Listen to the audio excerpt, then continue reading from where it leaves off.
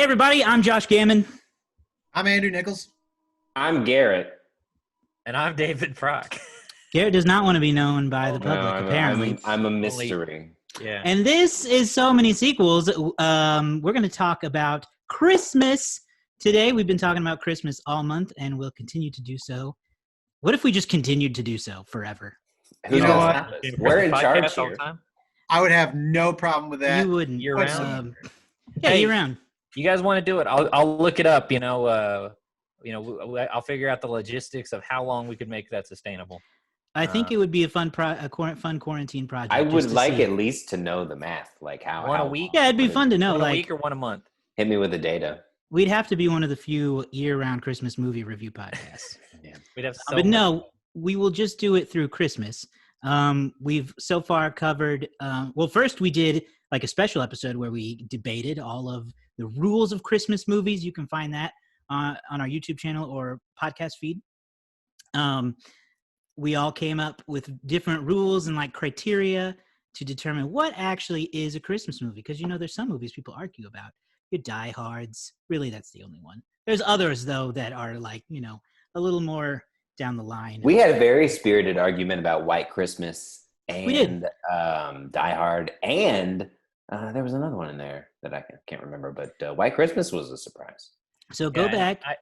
I appreciate everybody's argument for Die Hard, but I'll just be permanently against it, and firmly against it. Let me also say, good rules. I don't want this to turn into a part 2 of that podcast, but I did see Die Hard again recently, for the first time in a long time, and in a new mindset of, okay, I'm going to look at this like it's a Christmas movie and see what I come away with. And I got to say, definitively not a Christmas movie. Oh, interesting. However, there is a lot of Christmas in it. There's a lot of Christmas in it. But it's definitely an action movie set at Christmas time, just like Batman Returns and the other movies we talk about in that episode. Yeah. So can I just say something? Go ahead. Would you want to watch this movie at any point in time of the year, or would you want to just watch it at Christmas? Personally, I think I'd want to watch it at any point in time because it is an excellent action movie. Mm-hmm. Mm-hmm. It's very fun. I don't think it needs to be Christmas time, and I don't think the Christmas parts of it take away from the action movie part of it. So, I don't want to watch Home Alone in July, but I'd watch Die Hard. That's awesome. Well, Home Alone is just Die Hard for children. Hey, now. I mean, when you really think about it. That's kind of true, but it has a little bit more Christmas going for it. I mean, okay. Yeah. The point of this episode, though, is we're going to talk about a brand new movie. Santa has been helping us pick out our movies this year. He's been having us wish I may, wish I might for whatever movie we each want to cover. That's right. David's was the Muppet Christmas Carol, which you can also find on our podcast feed and YouTube channel. And this week we're doing mine, which is Jingle Jangle. Jingle Jangle. We're going to talk about Netflix's Jingle Jangle, A Christmas Journey, I think it's called. Just came out this year, so a brand new movie. Pretty fun cast. You've got Forrest Whitaker as the excellently named Geronicus Jangle. Keegan-Michael Key, Felicia Rashad, Ricky Martin, and then I thought a really incredible performance from the young Journey, Madeline Mills, who this is her first movie role. Yes. So this movie, like I said, came out this year, was written and directed by David E. Talbert, who, when I looked through his filmography, was surprised to see that this is the second Christmas movie he directed. One person will have their ears perk up for what his last movie was, and it was El Camino Christmas. What? Wait a minute. What? Are you on this show? No, I'm just kidding. I'm listening. I just wanted to see your reaction. I was surprised. No. Keep going. Yeah. That's all. He the writer and director of this movie also directed El Camino Christmas, another Netflix original movie, and before that, the movie Almost Christmas. So his last 3 movies were Christmas movies, which is fun. That's like becoming his thing, I guess. So obviously, this is a movie that none of us have seen before. One of the few times that it is okay for Andrew to tell us he's never seen a particular movie. Unlike last week. Unlike last week, What a fiasco. which you can find a fun video of on our social media channels if you haven't seen that yet. So, since this was my pick, I will go ahead and start. I picked this movie because, one, it's brand new, and I think it's always good to get some brand new Christmas movies into the mix because people often fall back on classics, and that's great, and there's nothing wrong with that. But new movies give us the opportunity for new classics down the line if they end up being good enough. And to see how things are changing. Yeah, exactly. So I wanted to make sure we got at least one new Christmas movie, and I think we might have another if I think hard enough, but we'll see. And I'd been seeing the trailers pop up on Netflix, or trailers. It's always popping up on Netflix when I'm scrolling through, and finally I decided, you know what? Let's watch it. I thought it was very good. I really, really enjoyed it. I don't know if I only half paid attention to the trailers or if it wasn't really clear in it, but I didn't even realize it was a musical straight up. So that was fun. I thought it had a great message. Mm-hmm. I thought it had great performances. The environment, the atmosphere of the movie was really cool. Jangle's or Geronicus's, it's a hard word to say. Geronicus's toy workshop was really cool and magical, and like a place that you could see a kid in particular being like, I want to go to there. That's really cool. Keegan-Michael Key, a really fun villain, but not one who's too scary. And just overall, a very good Christmas movie. I liked it. A lot of whimsy and magic, which is always fun. And the songs I thought were really catchy and well written. So it's not time to rate the movie yet, but seal of approval from me. Andrew, what did you think of Jingle Jangle? Yeah, Andrew. So I have opinions about it. Oh my. Uh-oh, go ahead, Andrew. Go for it. Well, going here into for this movie, I mean, it's obvious. I mean, none of us have really seen it, and I didn't know what to think of it. But upon my first reaction, my reaction to it was, "Oh my God, this is amazing! This is so good. It really is, and it really is. Like, it's a good movie, and."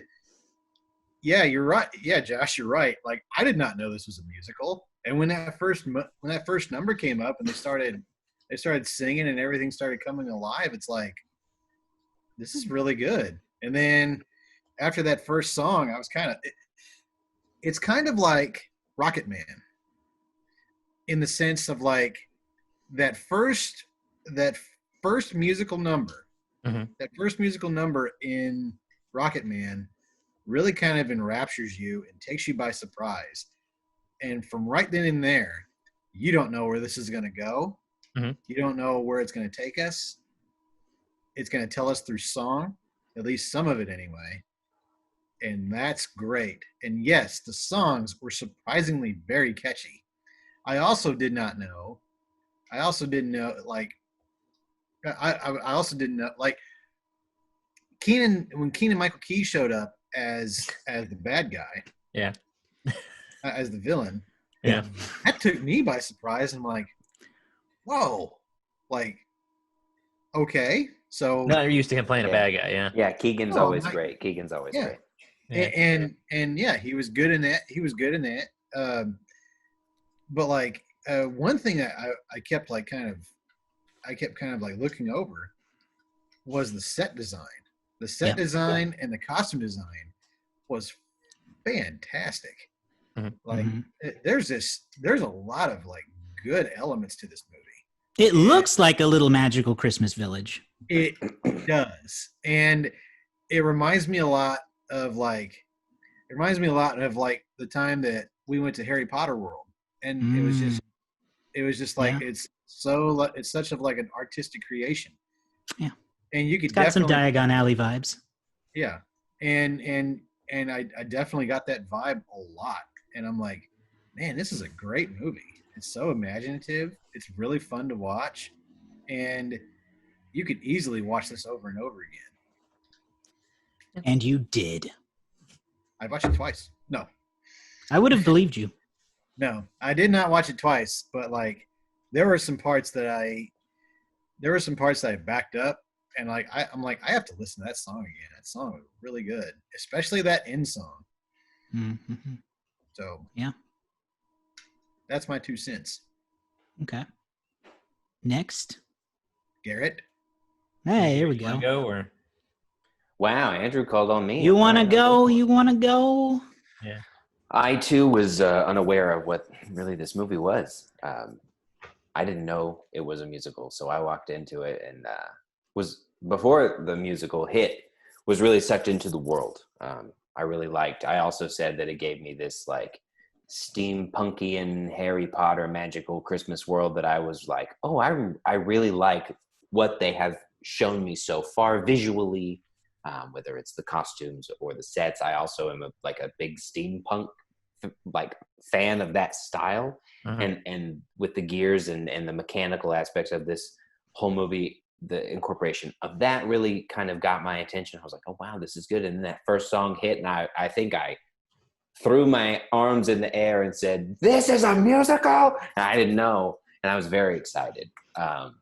And from there, it just continued to build and build and build. And I agree that the performances were great. The voices were very strong. It was just a really enjoyable movie to watch. It hit me in the feels several times. I really was surprised with how much I liked it.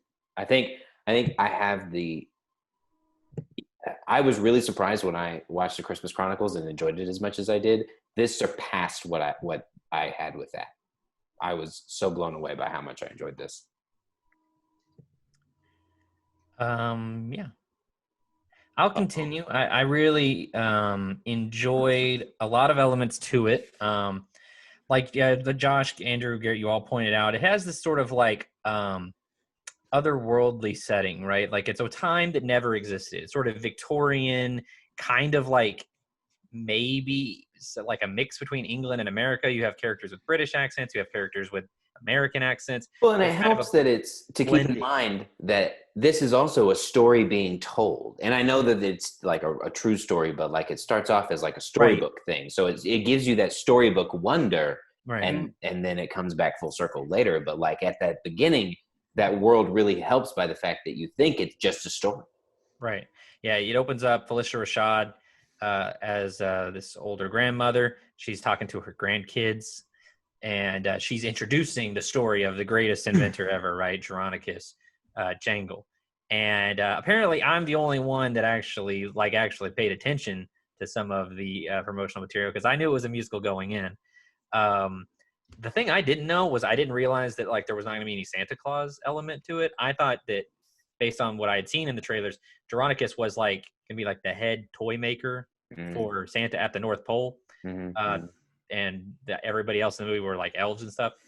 Okay. So, you can't say that I paid total attention to it, but I did realize going in that it was going to be a musical. So I was expecting that element. I think the performances are good. I think there were 2 really great songs. And then I thought that some of the other songs did their part. It was kind of like Muppet Christmas Carol last week, where that's a musical and the songs are good and they do their part, but not all of them necessarily stand out. What was the name of that? What was the name of that song towards the end, where they were singing about putting us back together? I think it was. With the daughter and Forrest Whitaker. Yeah, I'm gonna make it work. Well, that was dynamite. Song. It was dynamite. I would listen to that by itself. That said, I thought that the overall message was really good.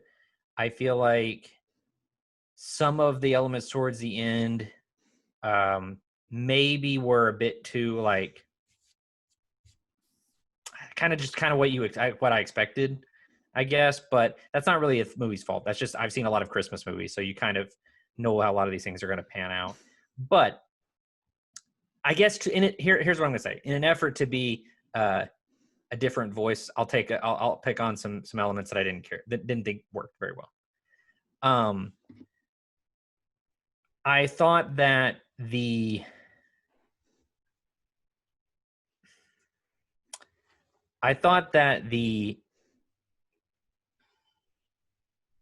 I'm having a hard time really thinking of exactly how I want to put any of this. So I struggled with it at first. I kind of felt like the music early on to me, it felt very like YouTube cover waiting to happen. You know, there was a lot of it gave me a lot of, and this is, I've seen this other places, so this is not original. It gave me a lot of Greatest Showman vibes, where the music feels really tailored towards a different style of movie than what the rest of the movie presents. And I think that's okay, but just right off the gate, I was like, okay, so there's a lot of sort of contradictory elements here. The showmanship is way high, but the mood, everything else around it is sort of, I don't know, it just didn't quite mesh at every level. I thought that the music at a lot of places was better than the story itself. I feel like this movie's enhanced by the music, as opposed to being a really great story on its own. Sorry, I'm getting messages over there. But I still, at the end of the day, kind of found this to be one of the more enjoyable recent Christmas movies I've ever seen. I thought that I thought the second child that was around, Edison, was kind of superfluous. He just felt like the character just kind of existed to be another character for the kid to interact with, for Madeline. Is it Madeline Mills?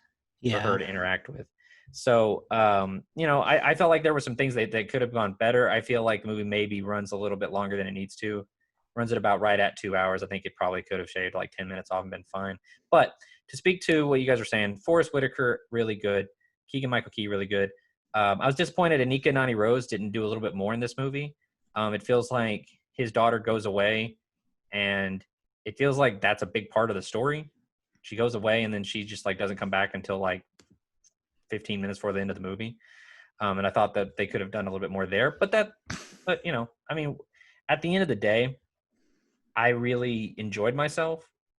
Early on, I kept telling myself, I kept giving myself the Tenet line. I just like, don't try to understand it. Just feel it. All right.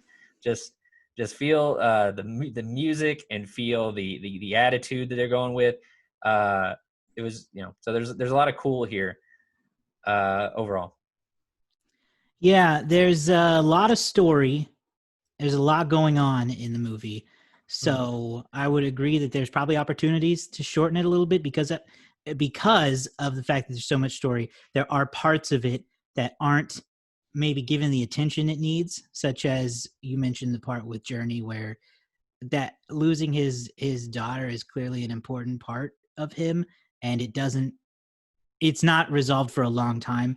So I can understand that. I think it could have been done a little better, but again, these are nitpicks. I would agree that Edison is kind of just there to be a sidekick for Journey, which is, there's nothing wrong with that.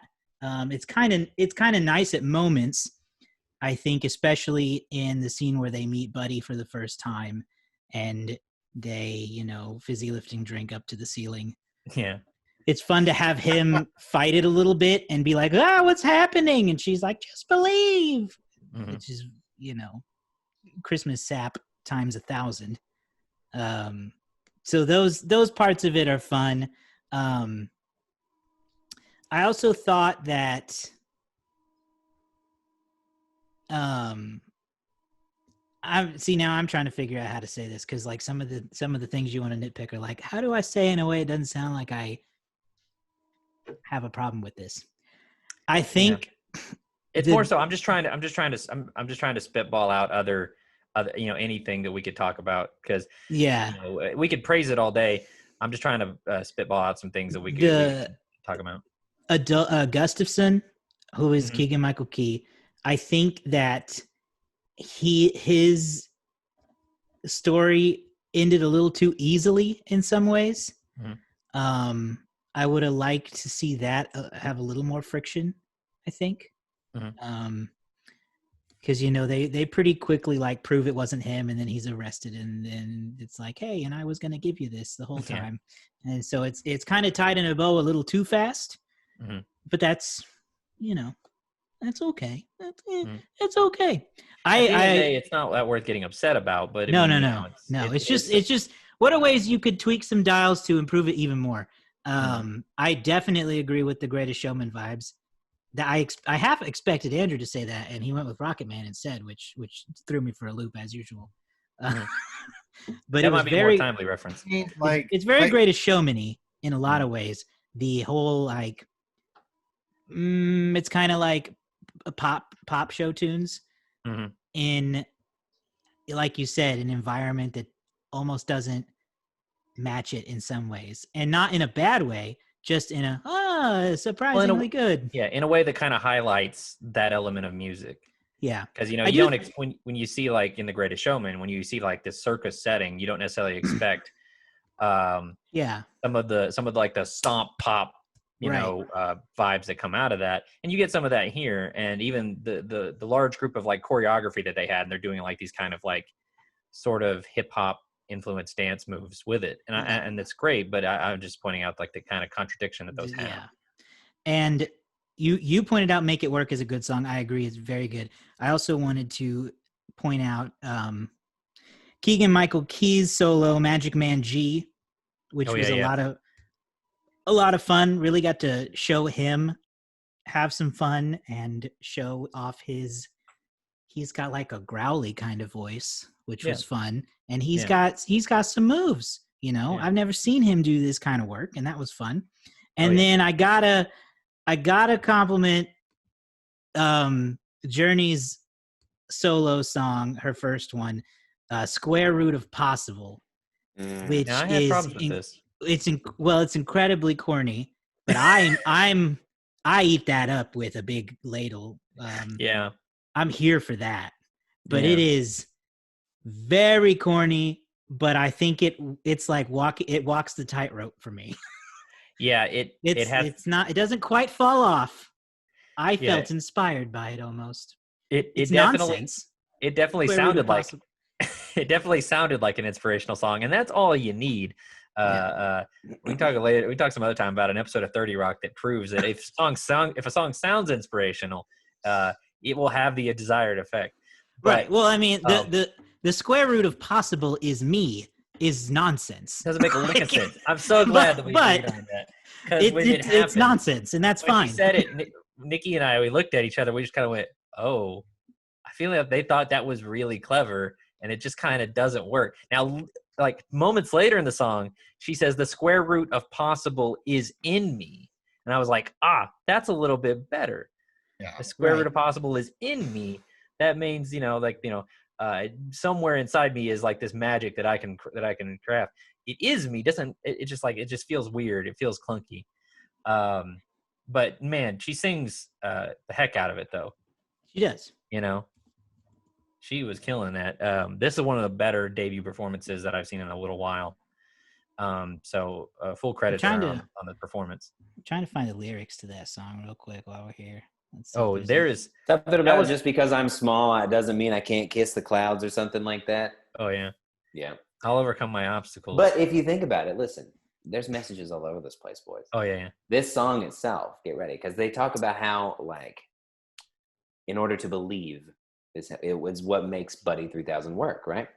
Well, Geronicus doesn't believe until the granddaughter shows up, and then he believes, thus becoming possible for Buddy to work. I'm trying to connect everything here. Yeah. So the square root of possible is indeed her. Well, and part of the charm of this movie is there's all sorts of mathematical nonsense that they talk about, the whole thing is math kind of. I mean, she draws formulas in her head. He draws them on windows and stuff. And so, like, the idea of there being a square root of possible is nonsense itself. Well, and they talk about, like, the derivative of spectacular and the inverse of revolutionary and stuff like that. It's just kind of like if math and, like, I don't even know what you would say. Like, you combine, like, math with just, like, words that mean things, just like putting them together. It's fun, and that's part of the charm. Is there's a little bit of like, it doesn't make sense, but it's not supposed to make sense because we're talking about magic at the end of the Well, day. and it's all just whimsical work. Yeah, it is. Yeah, It's whimsical nonsense. So it's just funny. But I do like the fact that what this movie does is it really normalizes and inspires and encourages STEM. And, and like people who, she says something like she likes to stay inside and do math equations I had a because problem that's with fun that. for her. And that should be encouraged, David, if people want to do math equations. No. I'll explain what I mean by that. I had a problem with that. And then a lot of young girl empowerment was really great. The fact that it was people of color in all of these positions is a really inspiring and powerful thing to see. And so I think that just all of it put together was really good. And just to add a few layers to Edison, while I agree he's mostly just there for a ride along, he does provide a good counterpoint to Gus, who was also in a very similar position as an apprentice to Geronicus, who really believed in him when Geronicus believed in himself, whereas Edison believes in Geronicus when Geronicus doesn't believe in himself. And so, but they're both put in like positions where they could turn, and while one chooses to, one is forced to do so. And I think that it's just a nice little counterbalance to that situation, but mostly he's just there for the ride along. And then if we're going to compliment songs, I want to throw props to Marsha Wallace for Miles and Miles, because that one's fun. Miles and Miles. Oh, that is the sultry one where she's singing to Jerry. Oh, yeah. You know what nobody needed and no one has complimented yet or even mentioned? I was going to get about this to come next. Anything about Ricky Martin's character. He's honestly kind of forgettable. Yeah, and his song was not very memorable. No. Well, I'll say this. He's like a less annoying Iago to Jafar. Yeah. I'll say this. I think Ricky did fine. Yeah. I think the animation for Diego, what was it? Don Juan Diego, I think. I thought that was really cool. I thought they did a really neat job. I like there was a moment where he kind of pulls his hair back and you can see the clockwork in his head. That was a really cool effect, or cool shot. That said, like you said, Garrett, he is forgettable compared to all the other elements of the movie, because every other performance is so strong, and the message of the movie kind of like forgets about him, really. Like, even like when he's at the end and he's like sitting there, a talking toy behind Veronica or behind Gustafsson. Is that how they say it? Gustafsson. Like, nobody's reacting to him. It's like nobody else acknowledges that there's a talking toy in the room. So even the characters in the movie find him forgettable. Like, Veronica picks him up and goes, "I'm gonna reprogram him," right? And then he takes off, and then that's the end of you see of him. We really don't see much else. I mean, there's a little stuff in the credits of in puppet form, but it's like that's like, it's unfortunate because I feel like he's the real villain of the movie, and his comeuppance is so like understated. I mean, it's kind of a shame because I feel like that's an element they could have really drawn more on, is his impact on the characters and what he was really capable of. That's true. If it weren't for that evil little toy, Gustafsson may not have turned at all. Probably wouldn't have. And then that's like the entire purpose he serves. It's kind of taken care of in the very beginning. Andrew, did you love Ricky Martin? Did he make you live La Vida Loca? You know, after a while, I just kind of forgot about him. You know, he's not worth having. I didn't really care. Like it's like he, you know. I didn't even know that was Ricky Martin until I saw the credits, because like I'm like, oh, that was Ricky Martin. Oh, okay, cool. Yeah. Okay, all right, that's awesome. You know, what else is next? Yeah. You know, yeah. I mean, really, I just didn't care about Ricky Martin. But I will say this: if I do have any criticism at all about this movie, I didn't really care. I thought the ending was kind of predictable. I really did, because like when the grandmother reveals herself to be Journey, I'm like, you could see that from a mile away. Yeah. I mean, it, because like when she's reading and she's reading the story and she's like, I've never told this to anyone, and then all of a sudden, like she says, "Journey is me." Oh, Yeah. I don't And think that- it's meant to be I- some grand twist, No, honestly. here's one of the things that we didn't cover in our Christmas debate thing is tropes. No, and I mean, this movie is a trope. I mean, it hits all the like Christmas tropes of everything is, yes, it's predictable. Yes, the family ends up happily ever after, all of this stuff. But it is excusable because of the fact that it is a Christmas movie. You can watch those and go, yeah, it's all going to end happily ever after. But what, do I want a Christmas movie where everybody dies in the end that isn't an action movie? No, I don't want that. I want this. So it's okay. Yeah, it wasn't If you gonna watch like Die it would Hard. be, you would be weirded out if she at the end she said her name was like Maria. Yeah, Okay, it and wasn't this gonna is just happen. a really, Of course, it was Journey. Or you're thinking, well, it's either Journey or it's Jessica, right? Yeah. That was the mom's name. One of those two, right? And of course, it's Journey. Well, and my first Billy. thought was when she revealed the whole thing and was like, "Go look at the kingdom." It was like, "Have y'all never been to this house, or is the Yeah, I know, that's what I always-" said. I was thinking. That's Like, another thing I was It's like, thinking. how do these kids not know that they are Have you the just never wealthiest come to family this in room? town? Yeah. And of And, course, like- is that Geronicus's workshop now? It's like, yeah, he's your great great great grandfather. How do you? Right. And like, You're 12. How do you not know this already? and like, You it's know? like like Geronicus's factory is like a tiny city. It's Yeah. like right. It's like, how could you miss that?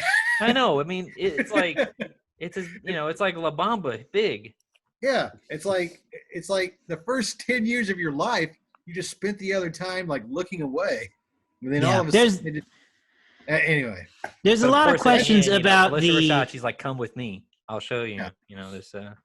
There's a lot of questions I have about the logistics of the whole thing. Like, so she's Journey, Yeah. and this is still the Jangle Toy Factory. Is it no longer in the family?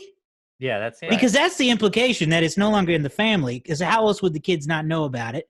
Exactly. And if it's not, why is it not still in the family? And two, has Journey just been waiting for this particular day to fly again? Three, can anybody fly? Yeah. Or is it just like And they've never seen Buddy before. only some of them can fly? Like, can everyone in this city fly if they Yeah. believe hard enough? With Because- with a buddy. Going back to the Diego thing where he's this, sentient toy. There's a lot of really magical things that happen in the movie that no one reacts to in a really shocked way. Edison is a tiny bit surprised that he can fly, but not a lot. Not a lot. Not Everyone's enough. Cool with it. And Yeah. so, no, and yeah, no one was surprised that the toy is alive. But like, Gustafson builds a helicopter and the city loses its fucking mind. They all need to buy this helicopter toy. Yeah, I know.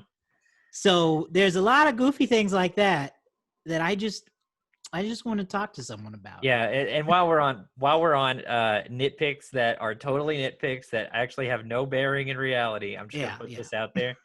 It annoyed me, Garrett, the whole thing about her being in her room doing math all the time. You want to know why? Wow. Oh, Her big opening number, right? And ladies and gentlemen, Journey, right? She sings about how she doesn't go outside, she doesn't play, she doesn't make friends, she stays inside, does math all the time. How does she know how to roll a snowball and start a snowball fight? Why is she the one bringing childhood laughter to Geronicus? This girl has no friends. She does not play. She should be like, a snowball? What do you even do with it? And Edison should be the one going, you throw it. And teaching both of them how to have fun again. It didn't make a lick of sense. I was sitting there going, okay, that's dumb. that would have given Edison a little more to do. True. Exactly. He has to be the child because neither of these two people are both shut-ins who do nothing but nonsense math all day. Fair enough. So I mean, can't be Okay, around. so speaking of outside. nonsense math, I want to dive deep into the functionality of Buddy 3000. Can we? So yeah, or Roberto, as I was calling him for a lot of the movie. Anybody watch Futurama? He looked like Roberto the murder robot. Tell me he doesn't. what we come to learn is that what was needed to get Buddy 3000 to work is just the belief. Just belief. Well, Essentially, there's nonsense mathematical things there, but that's what it boiled down to is belief. there was some private emotion that you needed, yeah. Yeah. So my question is, does anything actually work mathematically or scientifically, or is it all magic based? Because here's the Still half thing. and half. Well, here's the thing. I, as the inventor of Buddy 3000, know that if I believe in this thing, it will work.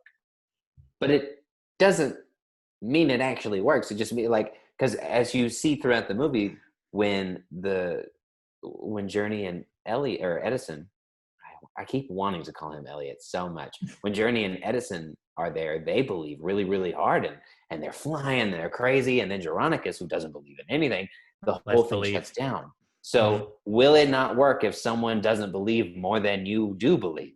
I know, that's apparent. It seems to be the implication, because he says, less belief detected, and he starts floating down, and they're like, he was flying, and Geronicus is like, I don't care. Like, it's just a weird combination of mechanics and magic that come together. Mm-hmm. And it's hard to really explain. Steampunk. Yeah. You can't explain Christmas magic. Mystical steampunk. Andrew, did you have any nitpicks with the mathematical formulas or anything else? Yeah.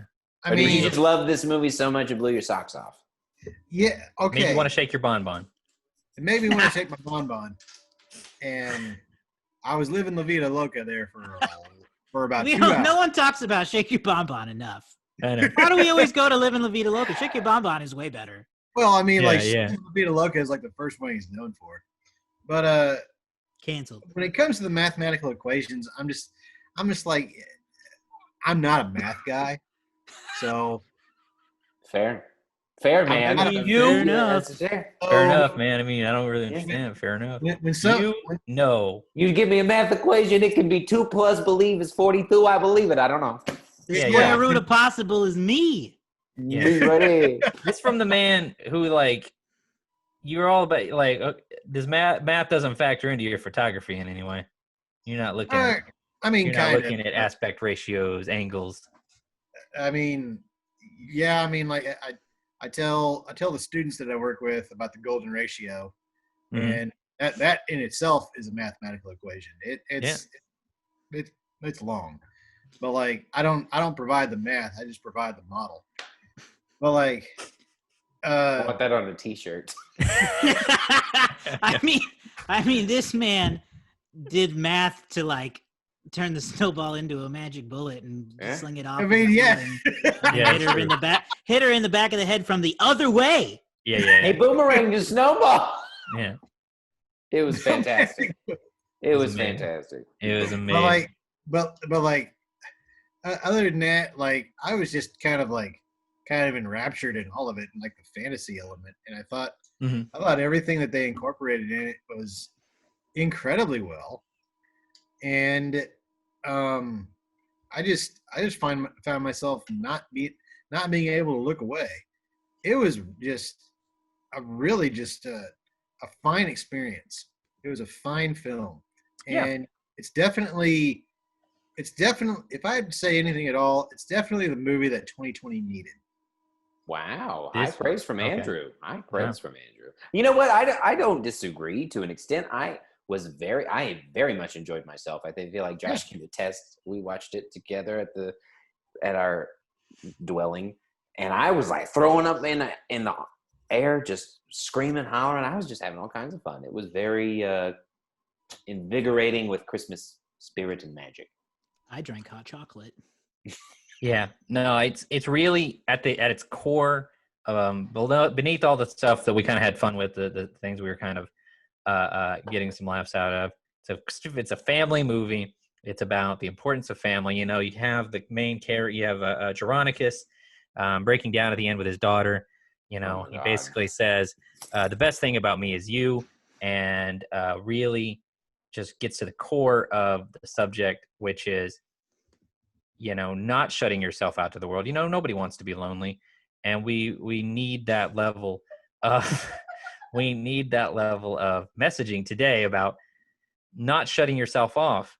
You know, reaching out. Great message while people are quarantined. Yeah. You know, it's okay. Stop shutting yourself in. Yeah, it's okay to be. It's okay to be separate. Just don't let yourself be cut off. You know, it's great. You know. Well, he goes through so much loss at once that it sends him into isolation. Oh my God! You're exactly right. It's not good to do that. When his wife unexpectedly died, knife right in the heart. I was killed. I know she's all he ever had.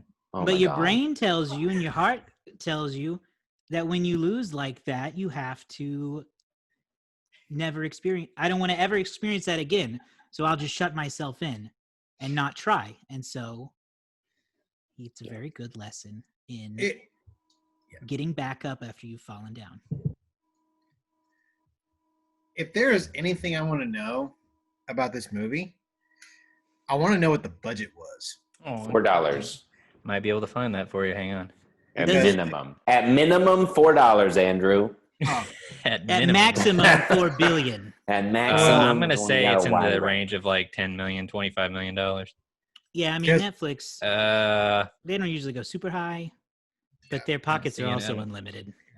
That's true. They do And they have. have made a mark at making Christmas movies, so maybe this is like a big Christmas. Well, I mean, they've got Christmas Chronicles 2 out, but Yeah. I wonder Well, if Christmas movies are kind of like Halloween movies. They're kind of like, for the most part, low budget but high reward. yeah, that's true. my only thing. I mean, I was going to say something to that too. What you just said just a second ago, Garrett. Netflix is killing it with the Christmas movies, like because in Yeah. 2018 they had Christmas Chronicles. In 2019 they had Claus, Mm. and this year, Well, they have a whole lot more than that. Well, I'm pretty I'm sure their just whole saying- thing is to compete with Hallmark, honestly. but yeah, but what, This what I'm isn't just even saying like their is- only Christmas movie this year.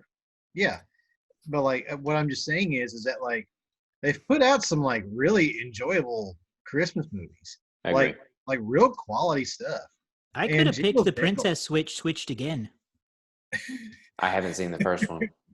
I'd make you watch the second. Here's what happened in the first one. She switched.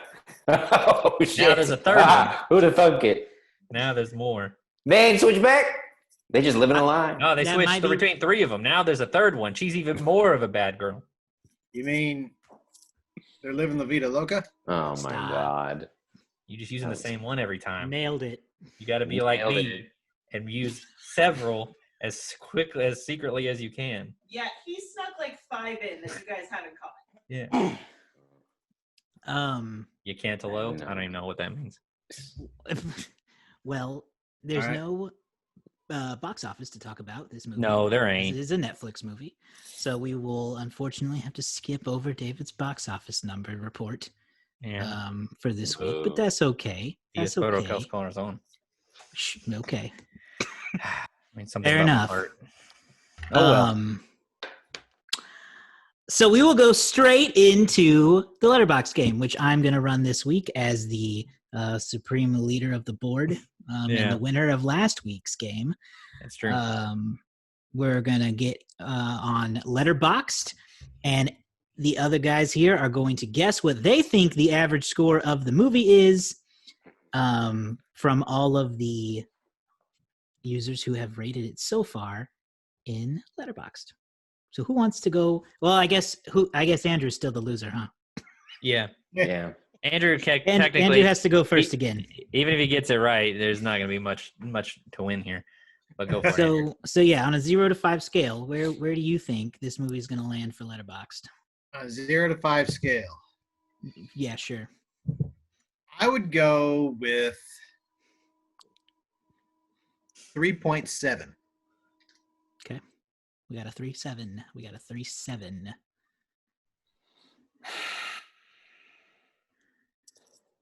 Oh gosh, I think it's gonna be a little. I think I'm gonna go 3-3. Early 3.7, 3.3, 3.7, 3.3. early in its release right now. It's fairly early. I can't. Okay. I won't say this because 2 of you have already guessed. It wouldn't be fair. Never mind. And I know that some other sites have given it high ratings or high regards. So I'm just gonna say that it right now it's at a 4.0. That may drag down over time. It's still Yeah. it's only been That's out for a few smart. weeks. Yeah, I didn't think about that. I didn't think We about got that. a We we got a played it. 3.7, I a could see it 3.3, settling at 3.3 That's eventually. good. and a play. 4.0. This is so it is fairly early in release, meaning that it has got a fairly low amount. It's got 5,264 ratings, Mhm. which is a lot. Some, especially the older movies we've done, can have up into the 100,000+ ratings. Oh yeah. So this is very, very early, very low. The score is actually, no one got it dead on, and everyone went too high. Oh no. But not by far. So the winner naturally would have to be Garrett because he went the lowest. The exact We go, score Garrett. is 3.1. 3.12 to be exact. Wow. Okay. Let's see what some of the popular reviews here say. Oh, the most popular review says that first song screamed The Greatest Showman. Oh, yeah. The second most popular review says the square root of impossible is possible. No, it's not. And listen, I genuinely liked this film and thought it was very solid family holiday flick with music that's better than its counterparts. But why does Forrest Whitaker have to have an awful accent in every film he's in? Well, so okay, I want to piggyback off that because I didn't bring it up. I said something about like why does he have an American accent? But it does change throughout the movie. Sometimes he's a very, very, very from New York, and sometimes he's just normal Forrest Whitaker. But sometimes he gets his deep New York accent in there that just pops up for a hot second, and I notice it every time. It's a little inconsistent at times, or at least it seemed. Maybe it's the difference between him whispering and him yelling because early on in the movie, all he did was go, "Did you say my name?" Like he barely. I will wrap this with my favorite review that just says the greatest snowman. I got that from the audience. Oh boy, That's good. That's good. So there's that 3.1 in Letterboxd. How are we each going to rank this movie or rate it? I'll start off. I'm going to give it a 3.5. Okay. I kind of looked back at last year because I wanted to think like, well, what did we review last year? And the new movie review last year was Noel. Mhm. In terms of a new Christmas movie. And I think this might be a little better than Noel, but I don't know if it's a full, I don't know if I would go, if I would give it a 4 personally. So I'll just give it a 3.5. Okay, we got a 3.5. I would also give it a 3.5. Okay. Wow. Garrett? I don't think I'm going to be where you're at, but I'm going to go with, I'm going to give it a 4 and 4. I'm going to give it a 4. Okay. And I'm going to give it a 4.5, which is interesting considering that you were far more into it than I was. Well, so this conversation has kind of Far more. So to be fair, I haven't seen The Greatest Showman, so if the music really is that similar, then how excited everybody was for The Greatest Showman is how excited I am for this because I haven't seen it. So I was getting punched in the gut by all of that, and then I think that as we talk some of the story elements, even though it is a little Christmassy and that's totally fine, just takes a little bit of a knock in an overall rating. You're going to knock the Christmas movie for being Christmassy? Did I hear that right? That sounded like an Andrewism. On a film Crank rating movie, too much scale. action. On a film rating scale. Yeah. Well, you know what they say. The Christmas genre doesn't exist. Is it a Christmas movie? Yes. Is it Christmas theme? No. No way. I got that backwards. Sorry. You got it backwards. That's fine. Whatever, it's fine. So the Garrett, final that was your score. first- Sorry. The final score That was for your first win the. since Teenage Mutant Ninja Turtles. Oh, nice. That was several weeks Still ago. out of the running, right? I can't win. Yeah, because you're gonna be running it next week. Yeah. So Unless Andrew runs it, Andrew can't win. yeah, we just let Andrew run it for the last 2 weeks, and then He's good with it. but we only got 2 weeks left, so no. Because the best you can do is get up to 11. Darn it. Okay. I can tie, and then we have to go to some kind of tiebreaker. Our collective score is a 4.0, rounded up from 3.87. Okay. So that's where we will land. Go follow So Many Sequels on Letterboxd. Mhm. And you can follow all of us individually. You can find everyone except Garrett, who refused to say his name. Sneaky. But the rest of us are on there. Yeah, just search my name, David Proc. At David Proc, you'll find me. That wraps up this episode of the show. We will be back next week with Garrett's pick, which Santa is going to deliver in some kind of form. And we will be sure to share a video of the big reveal on our social media channels. So subscribe to our YouTube channel if you haven't done that yet, and follow us on Facebook, Instagram, and Twitter. Just search So Many Sequels on all of those platforms, and we will have that video up there for you to enjoy. That's it for us. After that, we will have Andrew's Christmas pick to wrap it up, and then we will go into probably our end of the year finale recap, where we will revisit our most anticipated movies of 2020, which would be a lot of fun.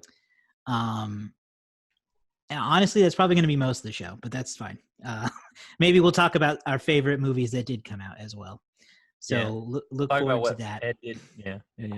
And we will all hope and do whatever kind of like voodoo rain dance we have to do to make sure that next year is better for everybody.